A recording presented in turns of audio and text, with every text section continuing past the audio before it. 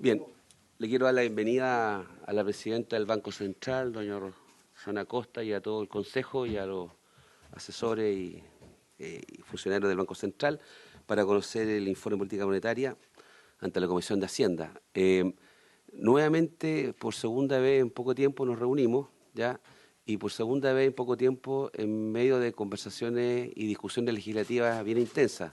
La vez anterior, a propósito del informe de estabilidad financiera, nosotros estábamos discutiendo el tema del presupuesto de la comisión mixta y porque tuvimos que hacernos el espacio, debíamos escucharlo. Y en esta oportunidad estamos en medio de la discusión de la ley de reajuste, ¿ya? Por lo cual vamos a tratar de tener esta sesión de la manera más productiva y eficiente posible porque nosotros tenemos una larga jornada por delante después, ¿ya? Dicho eso, somos todos oídos, doña Rosana, para escuchar el informe en el contexto de la noticia que conocimos el día de ayer, de una publicación vinculada a área económica relativamente influyente en el mundo como es The Economist, respecto al desempeño que ha tenido la economía chilena en materia de crecimiento e inflación, que nos dejan un muy buen ranking, gracias a la labor del Banco Central, sin duda, y de los Ministerios de Hacienda de Chile. Con eso le doy la palabra.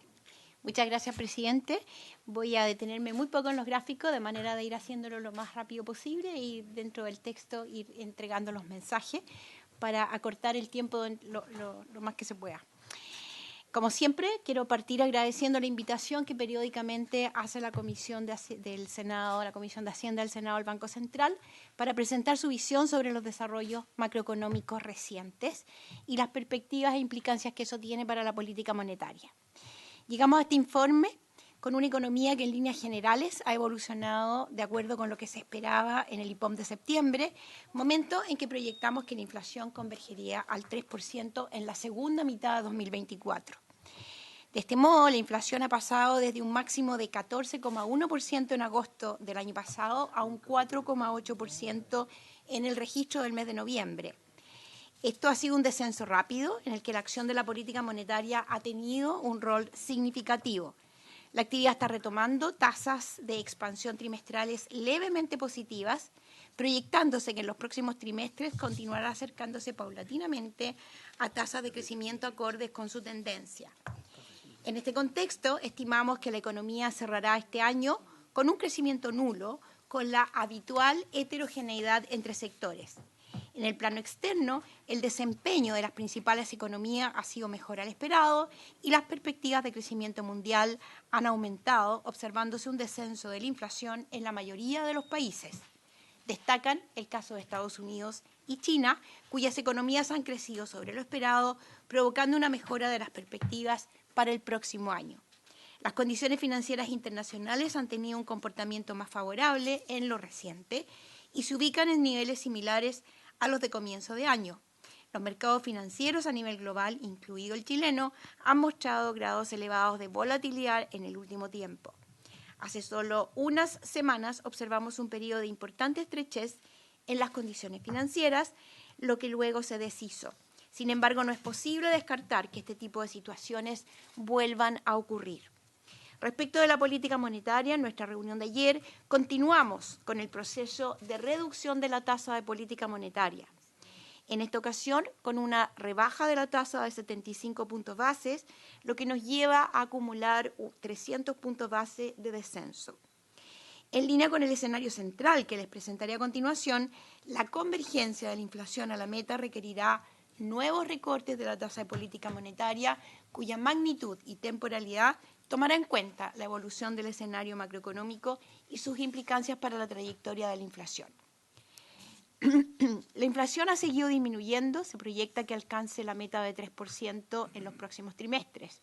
A noviembre, las variaciones anuales del IPC total y subyacente se ubicaron en 4,8 y 6 respectivamente. La parte subyacente ha liderado el descenso de la inflación total en los últimos meses, en especial a través de sus componentes de bienes. En cambio, algunos ítems volátiles han mostrado una inflación anual algo mayor a la observada en el informe previo, como los combustibles y algunos alimentos. Estos ítems volátiles, además, explicaron gran parte de la elevada variación mensual del IPC en el mes de noviembre. Ustedes ven ahí un gráfico, yo me lo voy a saltar porque lo que muestra es los niveles de inflación y cuál ha sido la trayectoria, el importante incremento que tuvo y cómo está descendiendo tanto en el componente principal, el volátil, como el sin volátiles.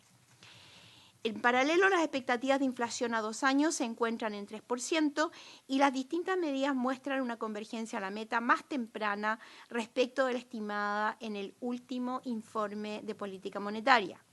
En este contexto, si bien la inflación ha ido cediendo espacio entre las principales preocupaciones de la ciudadanía, este sigue ocupando un lugar destacado.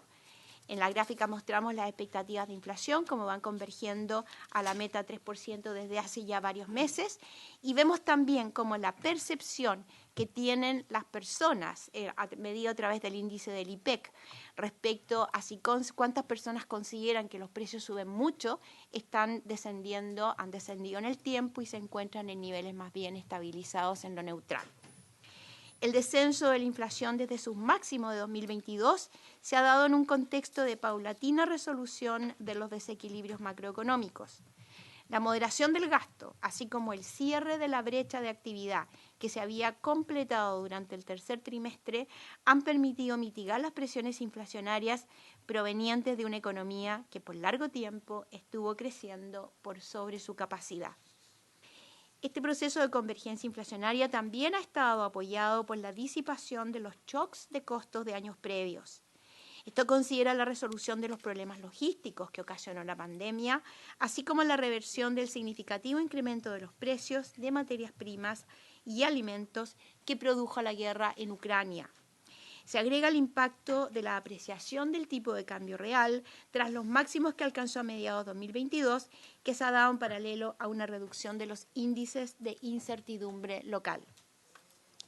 Como hemos mencionado en otras oportunidades, la política fiscal, en particular el esfuerzo desplegado en el año 2022, también ha sido un aporte importante en estos avances a la baja de la inflación. Los gráficos muestran la evolución del consumo privado, que es el que tiene la mayor volatilidad en el ciclo, y el producto no minero, y vemos también la evolución de algunos indicadores de costos, como por ejemplo las presiones sobre las cadenas de suministro o los costos de transporte, y a la derecha la evolución de los precios de petróleo y alimentos. En este contexto, la economía local ha retomado tasas de expansión trimestrales levemente positivas, aunque mantiene cierta heterogeneidad entre sectores. En términos desestacionalizados, la actividad no minera creció 0,2% en el tercer trimestre, cifra que llegó a 0,5% mensual según el IMASEC del mes de octubre. Algunos rubros dan cuenta de un incipiente repunte, como el comercio, especialmente el mayorista y el automotriz, y la generación de electricidad de la mano de la mayor disponibilidad hídrica, así como algunas ramas industriales, a lo que se agrega la resiliencia de las actividades de servicios. Ello contrasta con la debilidad que mantiene la construcción. En tanto, la minería mostró un repunte durante el tercer trimestre vinculado a la entrada de un nuevo proyecto de inversión y al impulso de la producción de litio, aunque los últimos datos mensuales exhiben cierta caída en el margen. Ustedes pueden ver en la gráfica cómo han ido evolucionando distintos sectores de la economía. Vemos cómo en lo más reciente, sectores como servicios muestran una resiliencia relevante, con cierta tendencia a la estabilidad, una mejora en comercio, una mejora en industria. En cuanto a la demanda, los datos del tercer trimestre muestran un incipiente aumento del consumo privado. Ello, después de la fuerte, aunque necesaria contracción de esta parte del gasto entre fines de 2022 e inicios del presente año, principalmente en el componente de bienes. La evolución del consumo ha ido acompañada por una mejora de los ingresos reales de los hogares, que ha sido apoyada por el descenso de la inflación, la que además ha reducido su impacto adverso en el gasto financiero. En este contexto, en el tercer trimestre del año, la serie desestacionalizada del consumo privado se expande 1,2% medida trimestre a trimestre, destacando el aumento del componente durable asociado a ventas de automóviles y productos tecnológicos. Aunque en menor medida, el consumo habitual, que incluye bienes no durables y servicios, también mejoró. Estos resultados se ratifican en la evolución más reciente de indicadores como el índice de actividad del comercio minorista, las ventas de automóviles y los datos de ventas mediante la boleta electrónica. La formación bruta de capital fijo ha estado marcada por la volatilidad que exhibe hace varios trimestres el componente de maquinaria y equipo. Este último se contrajo en el tercer trimestre, lo que incide en una mayor caída de la inversión proyectada para este año. De todos modos, indicadores como las ventas mayoristas sugieren que la baja se ha ido revirtiendo. Por otro lado, la inversión en construcción ha seguido retrocediendo. Podemos ver en la gráfica tanto la evolución del consumo como sus componentes y a la derecha la evolución de la inversión en todos sus componentes. En el consumo el ciclo más pronunciado está por los bienes durables, el más suave es por el lado de los servicios, consecuente a lo que hemos dicho. Y por el lado de la inversión vemos en la línea morada la volatilidad que ha exhibido maquinaria y equipo, que se transmite al componente agregado total, y una tendencia débil en el sector construcción. Es la línea verde a la derecha. En el mercado laboral, la creación de empleo se mantiene lenta, lo que es coherente con la evolución del ciclo económico. La tasa de desempleo del trimestre móvil terminado en el mes de octubre llega a 8,9%, sin grandes cambios respecto de los registros previos, pero casi un punto porcentual sobre la medición de hace un año. Si bien en los últimos meses las tasas de ocupación y de participación se han mantenido estables, estas aún son bajas en una perspectiva histórica, especialmente para personas que están cerca o en su edad de jubilación. Por el lado de la demanda, el índice de avisos laborales de Internet, el IALI, continúa en niveles acotados y las expectativas de empleo del índice mensual de confianza empresarial se encuentran deterioradas en todos los sectores, con excepción del sector minero. De todos modos, como indiqué, los ingresos laborales reales han continuado su trayectoria de normalización, ayudados por el descenso de la inflación, lo que se refleja en la evolución de la masa salarial. En la gráfica pueden ver entonces la evolución del desempleo, como después del retroceso en el periodo más crítico de la crisis marca una tendencia en 12 meses que lo lleva al 8,9%, una participación laboral y una tasa de ocupación que no recupera los niveles previos pandemia, particularmente en los sectores mencionados, los más jóvenes y los cerca de la edad de jubilación, y el crecimiento de la masa salarial, consecuencia de esta evolución lenta del empleo y mejora en los salarios reales en la medida que cae la inflación. En el escenario externo, destaca que la inflación se ha reducido en la mayoría de las economías, aunque sus perspectivas son dispares. Además, la actividad de las principales economías tuvo un mejor desempeño en los últimos meses, en particular China y Estados Unidos. En este último país, la resiliencia del mercado laboral y del consumo continúan dando soporte al desempeño de la economía. En China, por su parte, el empuje provino de los efectos rezagados de la reapertura post-pandemia y la caída del ahorro, a lo que se suman medidas reactivadoras aplicadas por el gobierno de ese país. No obstante, se mantienen vigentes los problemas del sector inmobiliario en esta nación.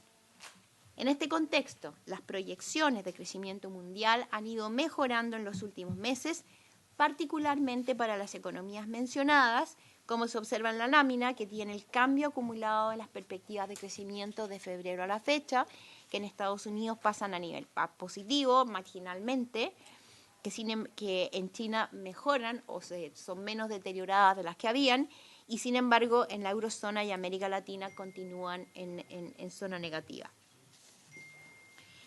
En cuanto a las condiciones financieras globales, estas han tenido un comportamiento favorable en las semanas recientes, retornando a niveles en torno a los observados a inicios de año. Los mercados han estado altamente reactivos a diferentes tipos de eventos, entre ellos cifras económicas distintas de lo esperado o a la comunicación de autoridades monetarias. Estas tensiones tuvieron un pic durante parte de octubre y noviembre, cuando se produjo un episodio de alta volatilidad y estrechez financiera global. Así, en el transcurso del cuarto trimestre, la tasa de 10 años de Estados Unidos llegó a valores cercanos al 5%, el dólar se apreció y las bolsas experimentaron caídas generalizadas.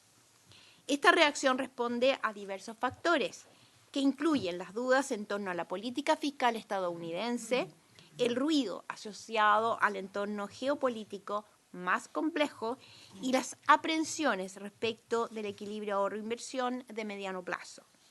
Se agrega la evolución de la política monetaria en el mundo desarrollado. En este periodo, el peso tuvo una depreciación relevante y la tasa de interés de largo plazo chilena también siguió los movimientos de sus pares internacionales, mostrando un incremento importante, el cual luego se deshizo. La reunión de política monetaria del mes de octubre se realizó en medio de este volátil panorama financiero. En ella, el Consejo decidió que era necesario continuar con el ciclo de recortes de la tasa de política monetaria, aunque en esa oportunidad era aconsejable hacerlo a una velocidad algo menor respecto de la reunión previa, reduciendo la tasa en 50 puntos base. Además, de manera precautoria, acordó suspender el programa de reposición de reservas y la reducción gradual de su posición forward. En las semanas posteriores, estos desarrollos se fueron revirtiendo en línea con las fluctuaciones que han caracterizado a los mercados financieros en los últimos trimestres. De este modo, con especial fuerza, tras las dos últimas reuniones de la Reserva Federal, las tasas han reaccionado a la baja a nivel global, el dólar se ha depreciado y las bolsas han mejorado. En Chile, la tasa del papel BCP a 10 años se ubica levemente por encima de su nivel de principios de 2023. Por su parte, el peso acumula una depreciación de cerca de 8% desde mediados de año, la cual se reduce a 1,5% cuando se comparan los cierres estadísticos del informe de septiembre y este informe.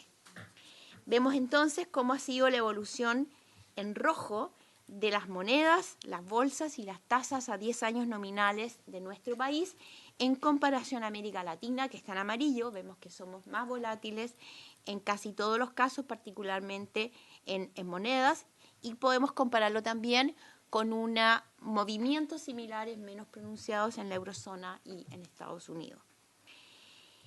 En cuanto a las condiciones locales de financiamiento a empresas y hogares, las tasas de interés de las colocaciones comerciales y de consumo más ligadas a la política monetaria han continuado su descenso en los últimos meses. Ello reflejo de la transición de los recortes de la tasa de política monetaria. Las tasas hipotecarias, más allá de un descenso en el margen, se ubican en niveles sobre los registrados hace un par de meses atrás. Hacia adelante, su trayectoria está sujeta a varios factores, entre otros, los movimientos de las tasas de largo plazo y también a premios por plazo.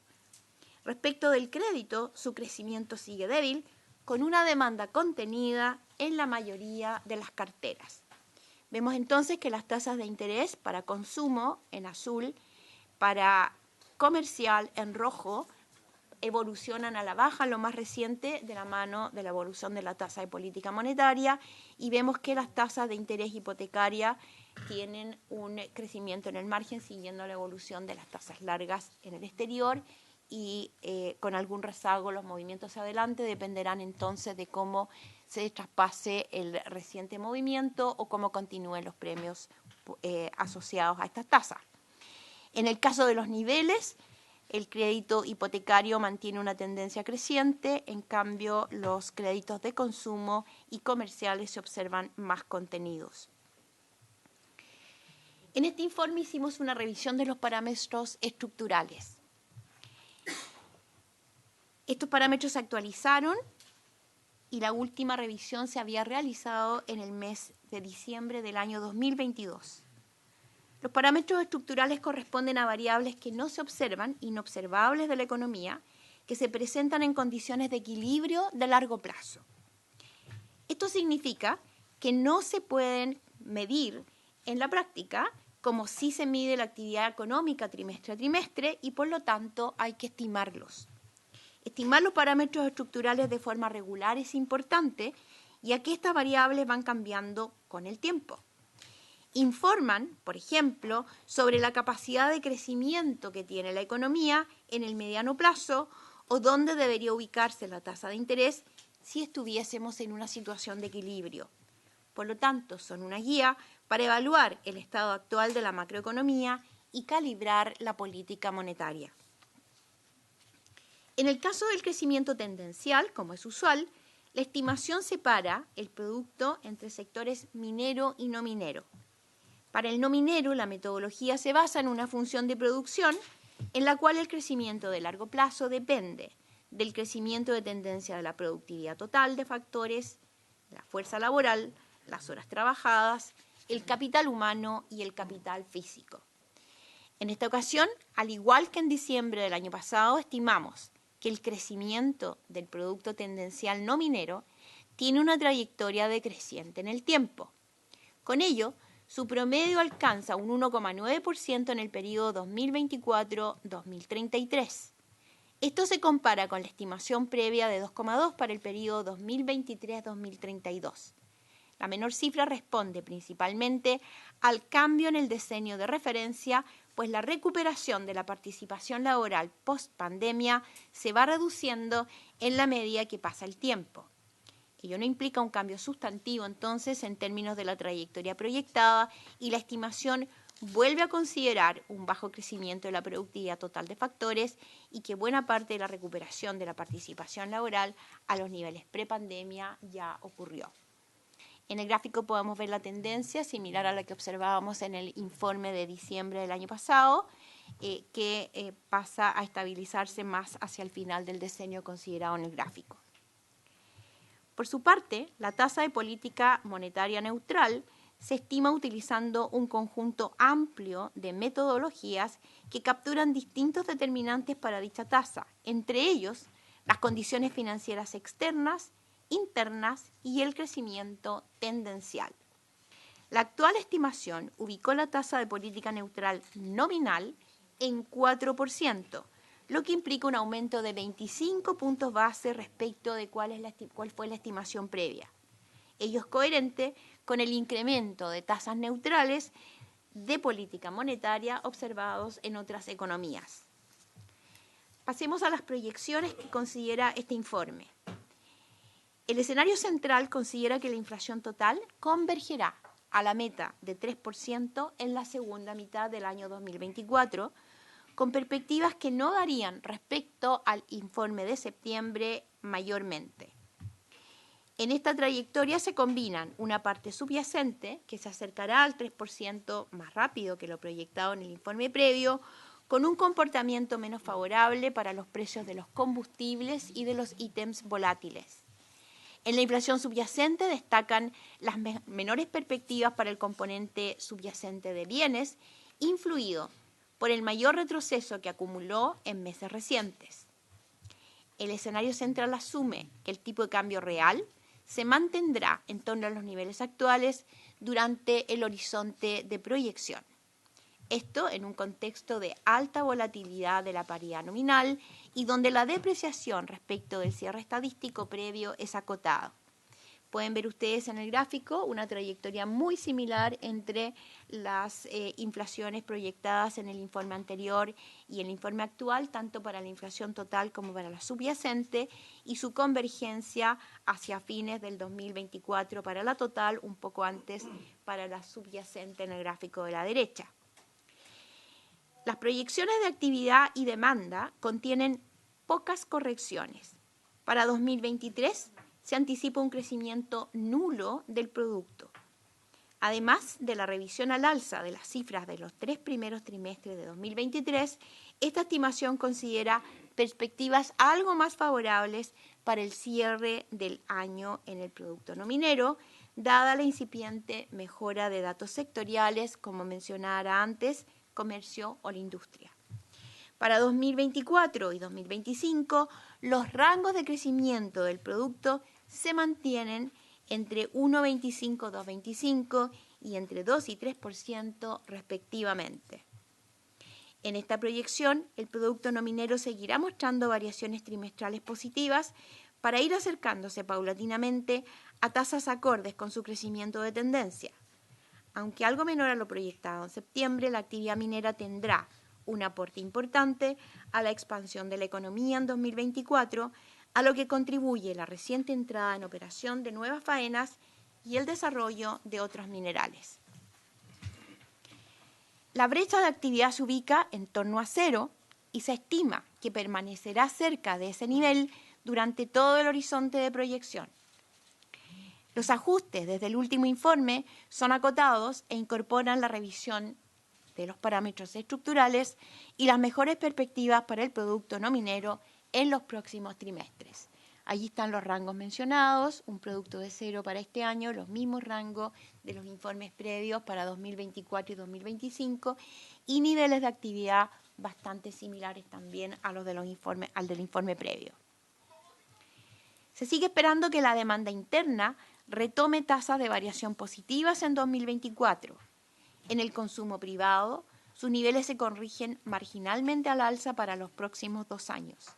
Se estima que este se expandirá 2,1% en 2024 y 1,8% en 2025.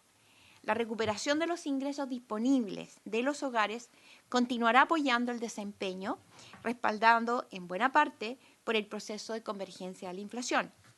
Se agrega el impacto de la tasa de política monetaria sobre las condiciones crediticias relevantes para el consumo. Vemos en el gráfico entonces que las proyecciones de septiembre en el punto rojo son bastante similares, si bien hay una leve diferencia al alza, son bastante similares a las que están en este informe. En 2024-2025, la formación bruta de capital alcanzará niveles similares a los anticipados en el informe pasado, bienio en el que acumulará un crecimiento positivo. En esta proyección se consideran las mejores perspectivas de los catastros de inversión, en particular para el sector minero y energía, en cifras y también por las cifras de alta frecuencia. Nuevamente vemos cómo una inversión llega a ser cero en el 2024, era algo levemente negativa en la proyección anterior, 2,4 para 2025 y una caída de 1,9 para el presente año. Las proyecciones para el déficit de cuenta corriente son 3,3% del producto este año, 4% del producto en los 2 años siguientes. Al tercer trimestre, este siguió reduciéndose, acumulando un 3,5% del producto en el último año móvil. Ello ocurre a la par de la recuperación paulatina del ahorro nacional, donde destaca el aumento en el componente privado, cuya recomposición continuará contribuyendo al equilibrio entre este y la inversión. La economía chilena se verá además favorecida por un mayor crecimiento de los socios comerciales en el corto plazo. Se estima que este promediará 3,1% entre 2023 y 2024, comparado con el 2,7% en el mes de septiembre, en el informe de septiembre. Por un lado, esto se explica por las mejores proyecciones para Estados Unidos, en base principalmente a la fortaleza del consumo. Por otro, está el mayor impulso que darán las medidas fiscales en China, que de todos modos mantendrán tasas de expansión por debajo de sus promedios históricos. Además, el precio del cobre previsto para los próximos 2 años se mantendrá en torno a 3,8, lo que explica gran parte de una mejora en los términos de intercambio. La gráfica muestra las proyecciones de crecimiento mundial, en rojo la última proyección algo mejor que las anteriores para 2023 y 2024, proyecciones y evolución del precio del petróleo y los alimentos, los dos gráficos de abajo muy similares, con un precio del cobre que se mantiene por arriba, algo por arriba de la proyección anterior en 2024 y 2025. ¿Qué significa esto en términos de la política monetaria? La evolución del escenario macroeconómico ha ido en la dirección que se requería y la inflación se encamina entonces a la meta de 3%. Ello ha permitido reducir la tasa de política monetaria desde julio a la fecha en 300 puntos base, ubicándola en 8,25%. Sin embargo, el objetivo aún no se logra y quedan varios desafíos pendientes en medio de un entorno global volátil. Como indicamos en nuestro comunicado de ayer, martes, la convergencia de la inflación a la meta requerirá nuevos recortes de la tasa de política monetaria. Como siempre, su magnitud y temporalidad tomará en cuenta la evolución del escenario macroeconómico y sus implicancias para la trayectoria de la inflación.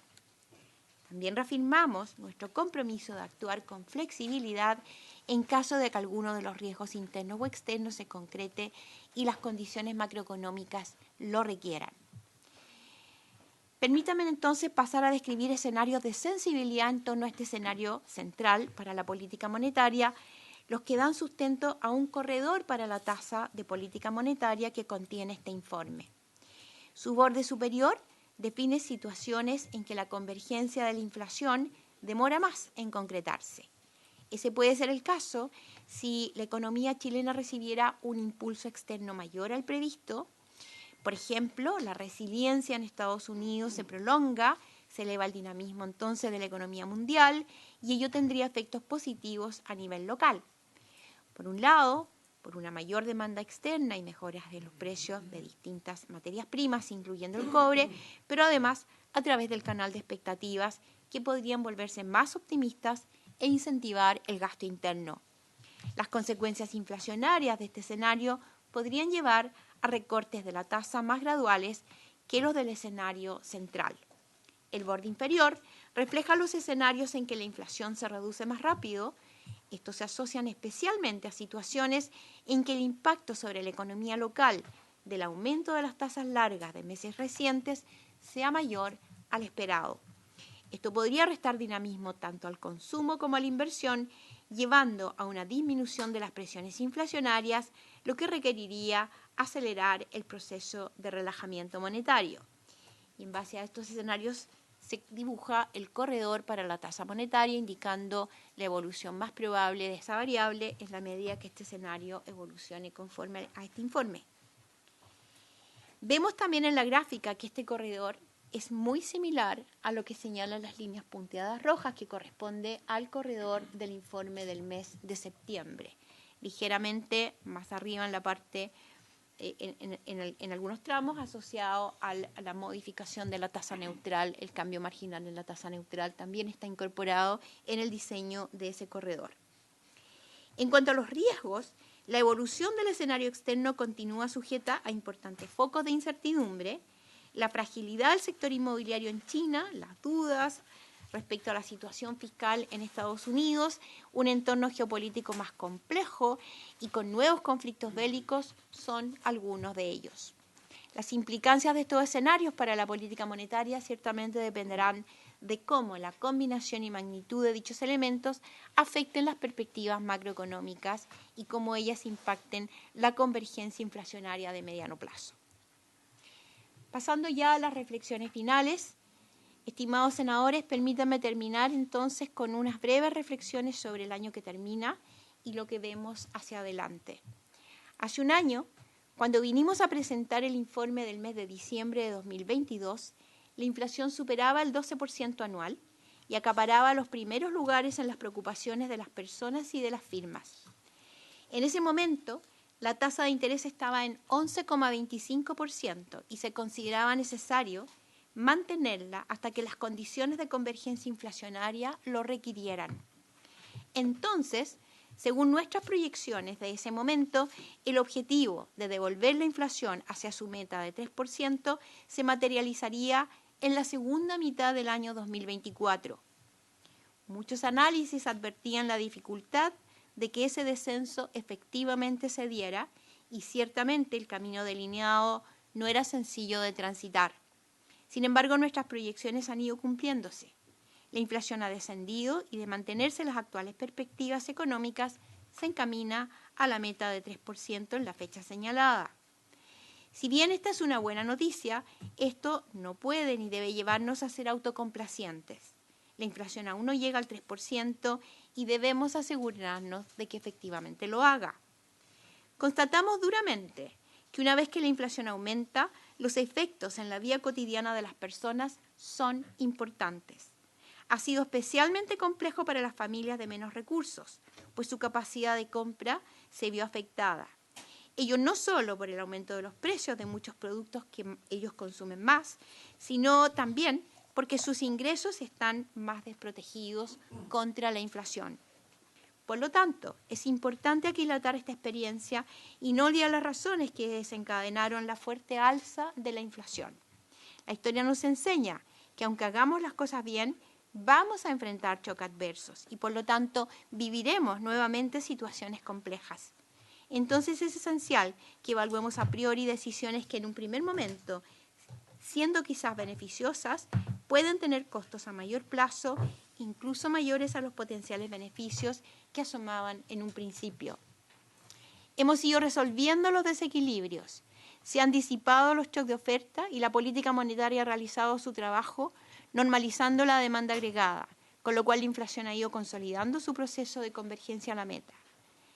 Esto nos ha permitido ir reduciendo el nivel de restricción de la política monetaria, acumulando una rebaja de 300 puntos base desde julio a la fecha. Es una magnitud significativa de recorte y elevada en comparación a lo que han implementado otros bancos centrales. Retrospectivamente, durante todo el primer semestre de este año, mantuvimos la tasa en 11,25%, en un escenario donde el proceso de convergencia inflacionaria aún no se afianzaba. En esa etapa, señalizamos que ese nivel de tasa era suficiente y que incluso desviaciones marginales del escenario central podían manejarse manteniéndola por un periodo más prolongado. Para el informe del mes de junio, señalizamos que en la medida que la economía continuara en la dirección esperada y la inflación consolidara su tendencia a la baja, acorde a lo proyectado, el proceso de reducción de la tasa comenzaría prontamente.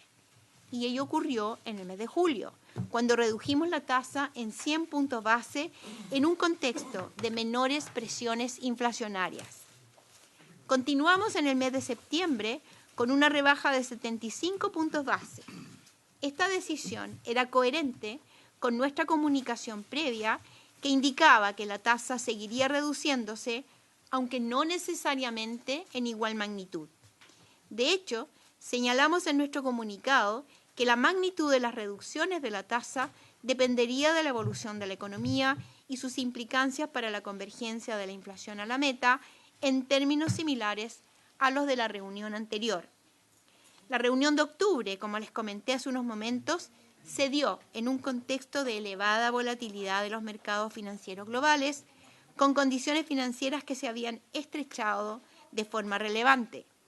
En este escenario, el Consejo optó por ser precavido y no contribuir a la volatilidad de los mercados, sino por el contrario, fortalecer el mecanismo de transmisión de la política monetaria. Así, decidimos continuar con la reducción de la tasa, pero a un ritmo algo menor. En la reunión de ayer, habiéndose resuelto el episodio de tensión de fines de octubre y con una inflación cuya senda de convergencia a la meta es clara, el Consejo decidió reducir la tasa en otros 75 puntos base.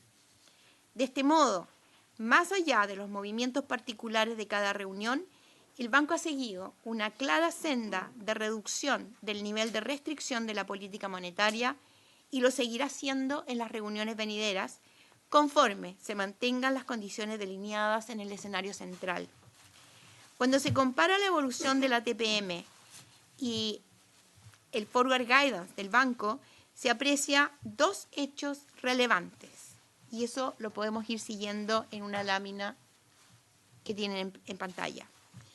Por un lado, la evolución de la macro ha ido relativamente de acuerdo con lo que se previó, lo que se refleja en un corredor que no muestra cambios relevantes entre informes. En el gráfico que ustedes ven ahí, donde se ven un conjunto de líneas, están superpuestos los distintos corredores que se fueron entregando desde marzo a la fecha. Y vemos como todos se contienen unos a otros y por lo tanto la trayectoria de la política monetaria que se leía de cada uno de los informes durante el presente año están en la misma trayectoria. Vemos también con la línea del medio, del centro, cómo la tasa de política monetaria propiamente tal también se ha movido al interior de dicho corredor. Por otro lado, la trayectoria de la tasa se ha ubicado dentro de los corredores, con lo que más allá de los movimientos específicos que se fueron dando reunión a reunión, se ha seguido el camino delineado para la tasa de política monetaria. Se ve también en el corredor el periodo en que se mantuvo la tasa en 11.25 y se optó por mantenerla por un periodo más prolongado si es que cuando las condiciones financieras mostraban alguna resiliencia en las cifras de inflación. Pese a que la inflación se ha reducido, quiero ser taxativa en que la tarea de conducirla a la meta no ha terminado. De no mediar eventos inesperados, la inflación retornará a la meta durante la segunda parte del próximo año.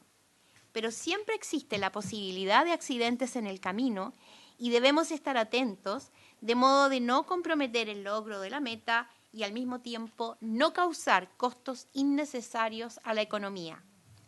Ya pensando en los desafíos futuros, como acabo de presentarles en este informe, hemos revisado nuestra estimación de crecimiento de mediano plazo.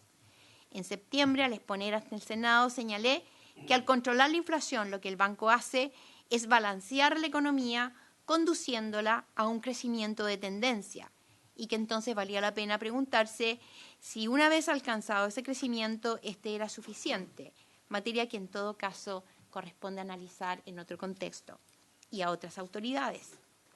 En esta oportunidad revisamos la estimación de crecimiento del PIB tendencial no minero y los resultados siguen indicando una tendencia decreciente que lo ubica por debajo del 2% en promedio para el periodo 2024-2033.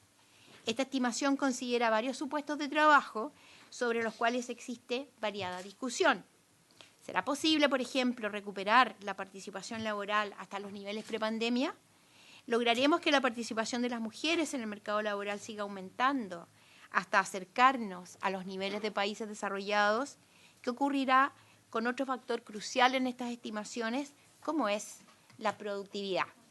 Sin duda hay múltiples interrogantes y hechos a los que como sociedad deberemos enfrentarnos en el futuro. No obstante, la posibilidad de sortearlos de buena manera está fuertemente ligada a nuestra capacidad para abordarlos en conjunto, con sentido de oportunidad, de forma eficiente y con mirada de largo plazo. Debemos generar los espacios de flexibilidad necesarios para adaptarnos a un entorno crecientemente cambiante, pero que nos ofrece múltiples oportunidades disponibles a ser aprovechadas. Como hemos señalado en varias ocasiones, el rol del Banco Central en este proceso es generar las condiciones para que la economía desarrolle su potencial, con una inflación baja y estable y un sistema financiero que funcione adecuadamente. Esto permite reducir la incertidumbre y procurar un costo de financiamiento lo más favorable posible para hogares y empresas, ambas condiciones muy importantes para que los distintos actores puedan tomar decisiones y ejecutar los cambios que la economía necesita. Agradezco la atención y quedo atenta a las preguntas, señor presidente. Muchas gracias, presidenta, por el informe. Ofrezco la palabra a alguno de los señores senadores. Pepe, senador García, perdón. Muchas gracias, presidente. Muchas gracias a la señora Rosana Costa, presidenta del Banco Central, a su consejera, a su consejero. Agradeceré el informe, como siempre, con valiosísima información económica que permite, a todo el mundo productivo, especialmente, tomar mejores decisiones con mayor información. No hay grandes cambios entre lo que fue el informe de política monetaria de septiembre y el de ahora. A mí, quizás lo que más me preocupa Esta última pregunta que formula la propia presidenta del Banco Central, digamos, la estimación del crecimiento tendencial del Producto Interno Bruto no minero, ustedes están estimando de que sería del orden de 1,9, que estaría por debajo del 2% de promedio para el periodo 2024-2033, que naturalmente es bajo, pensando en los desafíos que tiene el país y en los niveles de desarrollo que nosotros tenemos. Entonces, respecto de eso,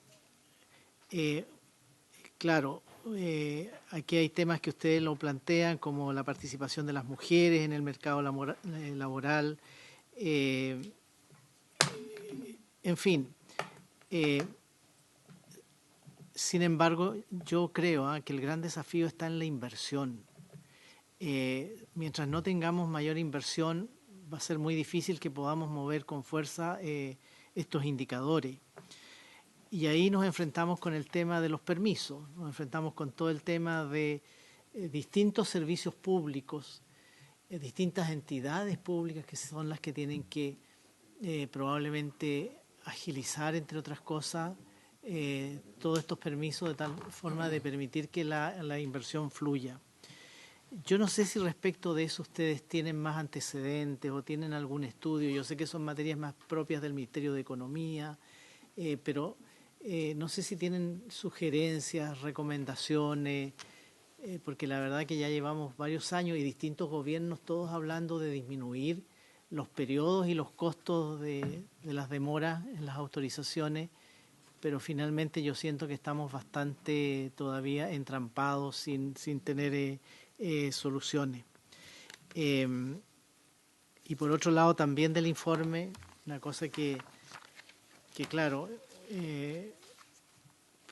preocupa es que ustedes lo dicen en nivel técnico de que en el fondo estamos ocupando el 100% de nuestras capacidades, que la holgura es cero. Y claro, también eso significa de que estamos muy, muy limitados con nuestro crecimiento y muy limitados con nuestras expectativas. Yo quiero recordar, y con esto termino, presidente, que el Consejo Fiscal Autónomo, a raíz de la Ley de Presupuesto 2024, señaló de que no tenemos ninguna capacidad de aumentar gasto, porque también estamos topados con el gasto público, estamos ya con un endeudamiento alto, en fin. Servicio a la deuda, sin duda. Y claro, o sea, al final lo que nos damos cuenta es que estamos con un estancamiento, estamos con una situación en que hacemos las cosas bien y damos los saltos que el país necesita, o nos vamos a quedar estancados en los niveles que están hoy día. Si respecto de ese 0% de holgura pudiera entregar quizás algunos mayores antecedentes o algunos mayores detalles, se lo agradecería. Reitero nuestros agradecimientos por el informe y por el tono del informe. Muchísimas gracias. Gracias, presidente. Muchas gracias, Pepe. José Miguel, senador Insulza. Muchas gracias, presidente. Bueno, yo comparto algunas de las cosas que ha dicho el senador García Rubinota hace un momento atrás. La verdad es que a mí me leí los informes, tal vez era cerca de medianoche cuando conseguí abrir las contraseñas. Me pareció más optimista que lo que he escuchado hoy día, lo digo francamente, era el mismo informe. Y tal vez sea porque en realidad... Dice exactamente lo mismo. Tal vez sea porque en realidad hay bastante incertidumbre, como usted lo ha hecho hoy día, lo ha hecho ver hoy día, pero también un poco por lo mismo que ha dicho Pepe ahora, en este momento, que da la impresión de que a pesar de todo, si hacemos todo, y aquí dice, seguimos en el montón que va creciendo 1,5%, 2% al año, y como que no damos el esperado salto de crecimiento que muchos quieren, ¿no? Yo quisiera, antes de seguir, quisiera preguntar bien por esto de los factores que son volátiles, de los elementos volátiles que nos dieron una sorpresa el mes pasado y que naturalmente podrían ocurrir de nuevo, como está dicho en el informe también, y eso baja también el estado de ánimo de muchos de los actores para seguir en este camino más lento, ¿no? Ahora, a mí me preocupa también, la pregunta es, hay una cierta hay cifras ahí que muestran que el déficit que vamos a experimentar en los próximos años en cuenta corriente se compensa de alguna manera con los aumentos de la productividad, etcétera, pero quisiera saber qué certeza tiene eso, porque la verdad es que un mayor endeudamiento para poder cubrir nuestras necesidades en los próximos 3 años ciertamente nos provocaría más de algún problema. Y la última pregunta mía es respecto de China. Usted menciona a China entre los actores, pero China ha sido un actor fundamental en los últimos años, en realidad. Y a mí me preocupa no solamente el tema de la gran fragilidad de su sector inmobiliario, sino en general la caída bastante visible de la economía china, el crecimiento de la economía china, con cifras que son probablemente buenas para cualquier otro país, pero nosotros estábamos acostumbrados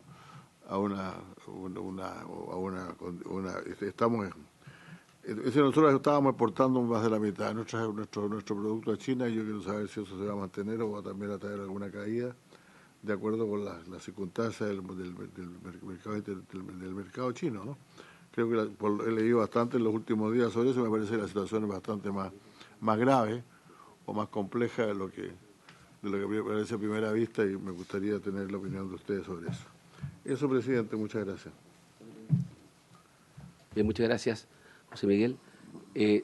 Bueno, por mi parte, varias reflexiones. Una, la mirada del vaso lleno es que el trabajo que ha hecho el Banco Central a lo largo de un periodo con cierta consistencia está dando fruto. ¿Ya? Bajar 100 puntos base, 75, 50, 75 puntos base desde junio, son 300 puntos base, que es el corolario, si se quiere, del trabajo anterior. ¿Ya? Aquí no se comenzó en junio esta tarea. Dos, tiene que tener credibilidad lo que se hace. Y eso es lo que cuesta tanto conseguir. Entonces, y lo quiero enganchar esto con lo que señalaba el senador García, que a todos nos llamó la atención ese párrafo que establece el informe, en el cual señala de que en el fondo el Banco Central lo que ha hecho es tratar de darle estabilidad a la economía chilena, ¿ya? Pero estamos topados por el crecimiento de tendencia, que es bajo, menos de 2%, y claramente de manera muy diplomática, lo puedo decir yo, no tan diplomáticamente, la pega que resta por delante es generar las condiciones para volver a crecer, ¿ya? Para mejorar ese potencial de crecimiento de la economía chilena. Se hablaba ahí en la página del informe, que es la que decía referencia a Pepe, en la página 13, que dice: la brecha de actividad se ubica en torno a cero y sistema que permanecerá cerca de ese nivel durante todo el horizonte de proyección. Entonces, estamos medio topados.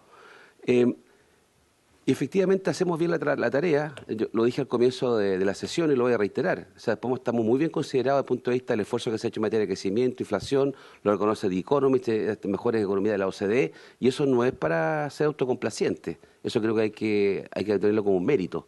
Lo que pasa es que eso no es suficiente para lo que tenemos que hacer, y eso tampoco nos pone en los buenos rankings del crecimiento económico en América Latina.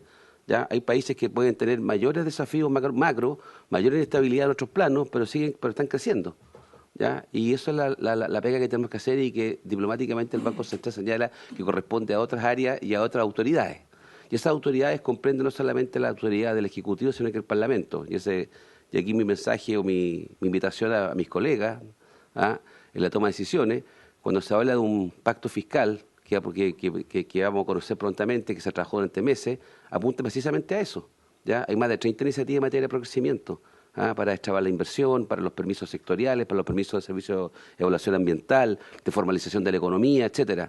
Y yo esperaría entonces que cuando nos preocupan estos temas, como los que señalaba Pepe, es que tengamos la disposición de ponernos de acuerdo entonces en todas esas medidas, darle el respaldo, y no quedarnos en la coyuntura del día domingo en que nada se puede avanzar porque el resultado ya se habló y ahora entonces no hay que hacer reforma. Yo creo que al contrario, lo que nos señala ese resultado del día domingo es que más que nunca hay que tener acuerdo en materia de muchas áreas, incluida el área económica. Y podemos llegar a los mejores niveles, convergemos a 3% de inflación del año que viene, el segundo semestre, pero seguir creciendo al 2 o al 1. No sé si es lo que necesitamos. Creo que necesitamos otro tipo de entendimiento, ¿ya? En donde el Banco Central cumple su rol, pero está limitado. Y al menos el Banco Central que conocemos. Tal vez otros bancos centrales con otros mandatos podrán tal vez ampliarse a otras áreas, que no sé si es lo más conveniente, pero en otros países ocurre eso. Nosotros estamos preocupados de los temas que ustedes tienen mandato y eso se está cumpliendo bien. ¿Ya? Entonces, Yo solamente me resta decirles que creo que el informe es consistente, que esto es un trabajo que tiene, pero la pega hoy día yo siento que ya el Banco Central sigue haciendo lo que tiene que hacer, pero la pelota está en otro lado en este minuto desde el punto de vista de los desafíos que vienen por delante. Sin perjuicio que podemos tener sorpresas en el camino, como usted ha señalado, Presidenta. Eso. Sí, por favor, senador. Sí, gracias. Señor Saavedra. Muy amable. Saludar a la Presidenta y a los integrantes del Consejo del Banco. Complementario a lo que dice el senador Insulza por su intermedio, Presidente, que usted lo menciona en su informe, no es solamente estos nubarrones que podrían surgir del comportamiento inmobiliario chino, sino que también la política fiscal norteamericana y todos otros elementos de conflictos bélicos que podrían afectarnos y que de hecho así fue en lo último en Ucrania y los efectos después en la logística, la importación de los alimentos, en fin. Pero la ponderación de estos elementos que ustedes hacen, porque a propósito de resultados, usted nos está entregando acá, yo siento que el camino de algo que tenemos que hacer y que nos cuesta dar el paso. No es su responsabilidad, es una responsabilidad política que tenemos que asumir, pero es bueno mencionarlo, porque la perspectiva que usted nos entrega en las sucesivas páginas es que vamos a estar con un crecimiento bajo, y uno de los temas que se plantea permanentemente es que tenemos que crecer, para tener recursos, para distribuir, para resolver. Pero si no tenemos acuerdos, la verdad es que vamos a seguir con restricciones, vamos a seguir con dudas, con incertidumbre, y definitivamente no vamos a despegar ni cualitativa ni cuantitativamente, y eso lo va a resentir la población. Entonces, yo le agradezco a usted que entregue este informe y que puede, a más de alguien, parecerle duro, incómodo, pero es, y por lo tanto hay que asumirlo, pero más como un desafío para, reitero, la búsqueda de acuerdos en todos los temas que ya hemos conversado latamente en el país, pero de una vez por todas, porque si no, en el próximo informe usted va y nos va a contar más o menos parecido o más lapidariamente, pero eso no es lo que nos sirve para asumir una responsabilidad política que tiene que ver con el bienestar de los chilenos y chilenas. Le doy la palabra. Muchas gracias, presidente. Quiero partir señalando que este informe sí trae, de alguna manera, buenas noticias, en términos de que hace un año atrás teníamos una inflación del 12% y hemos trabajado consistentemente por irla reduciendo. Hoy día está en un 4,8%, que sigue siendo una inflación alta, pero que no cabe duda que ha cambiado la calidad de vida de la familia respecto a lo que estábamos viviendo un año atrás. Por lo tanto, ha sido un año consistente en términos del trabajo y la meta de un factor muy importante en lo que es la calidad de vida de todos los chilenos, y creo que eso es una buena noticia. Y nos acercamos al momento de mantenerse las condiciones y seguir trabajando como se ha hecho, nos acercamos al momento en que podemos o podríamos decir que alcanzamos la meta. Para ello vamos a seguir trabajando y es nuestro compromiso, ciertamente. Ahora, dado eso, el segundo tema que es relevante es qué es lo que significa eso para la economía en general, y eso significa que hemos logrado estabilizar un ciclo que nace de un choque externo y también de un gran desequilibrio en nuestra economía. Desaparecido ese gran desequilibrio, nuestra economía vuelve a su tendencia, vuelve a sus capacidades. Y esas capacidades no difieren mucho respecto de las capacidades que anunciáramos en el informe anterior. En el año pasado, en diciembre del año pasado, medimos cuál era ese crecimiento tendencial, cuáles eran esas capacidades, y las diferencias que hay respecto a ese informe no son muchas, simplemente es un diseño que se corre y por lo tanto hay un año en que la recuperación post-pandemia desaparece y aparece un año más de tendencia, pero no hay grandes cambios en lo grueso respecto a cuáles son las capacidades de crecimiento de nuestra economía. Con nuestra medición y con mediciones alternativas hay una tendencia a la baja, de manera que ahí no hay novedades. Lo que aquí estamos diciendo es que esas son nuestras capacidades y hacia allá va a converger la economía y que tenemos oportunidades y hay trabajo por hacer y ese es el mensaje principal. También hay oportunidades para nuestra economía, ciertamente. Respecto a las preguntas en específico del desafío de los permisos, la buena noticia es que sabemos que ahí hay trabajo por hacer y entiendo que se está trabajando en ello. Y también conocemos varias áreas en las cuales se puede trabajar para aumentar la productividad. Respecto a la pregunta del IPC volátil del mes de noviembre que hiciera el senador Insunza, esa sorpresa, ese aumento sorpresivo de 0,7 en la inflación del mes de noviembre, es básicamente atribuible a precios volátiles, precio de energía, frutas y verduras y precio de tarifas aéreas.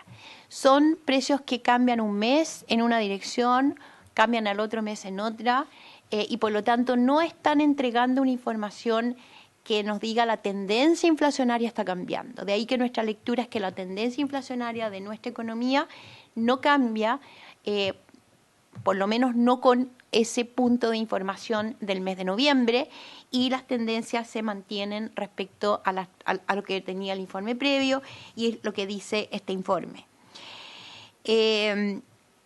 Sin duda, la economía china es un actor relevante, es un socio comercial muy importante y el canal comercial es bien importante. La economía china está debilitando su tasa de crecimiento como tendencia también, es una tendencia a la baja, sin embargo es un país que tiene un tamaño más grande y en la medida que tiene un tamaño más grande, un crecimiento más bajo nos impacta también en una magnitud relevante. Ahora, hay muchos elementos que estaban afectando y que están afectando a esta economía, el sector inmobiliario es uno de ellos, pero la economía china está recibiendo impulso desde el gobierno chino, hay varias medidas de política fiscal, hay medidas también monetarias, de crediticias en ese país, y nosotros hemos ido aumentando las perspectivas de crecimiento hacia adelante. No es solamente la economía china la que está fortaleciendo el canal comercial de algunos productos como el cobre. En la medida que se abre el horizonte de economías verdes a nivel global, hay una demanda por cobre asociado a electromovilidad y a otros productos que tienen relación con esa demanda.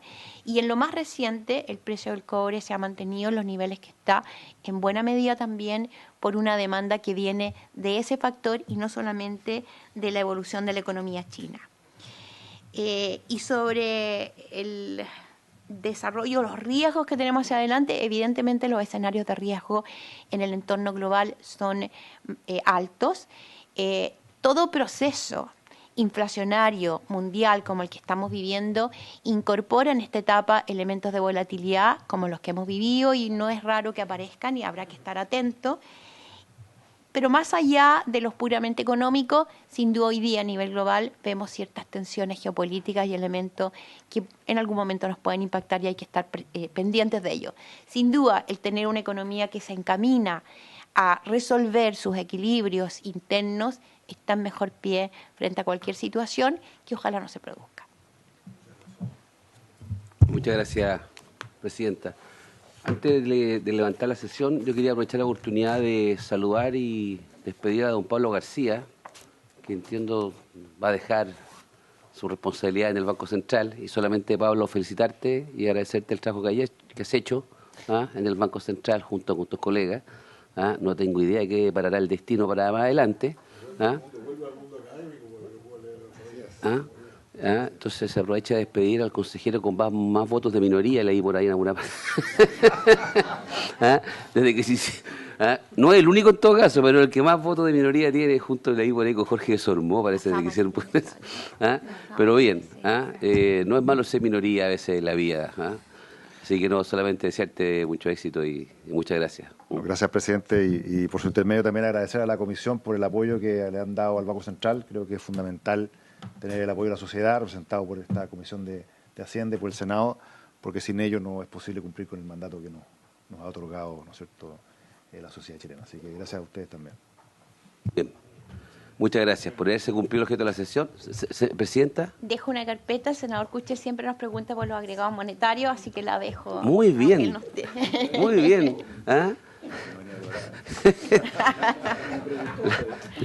La costumbre, antes, por eso igual la dejo. La costumbre se institucionaliza. Muy bien, muchas gracias. A ver si cumplió el objeto de la sesión, se levanta.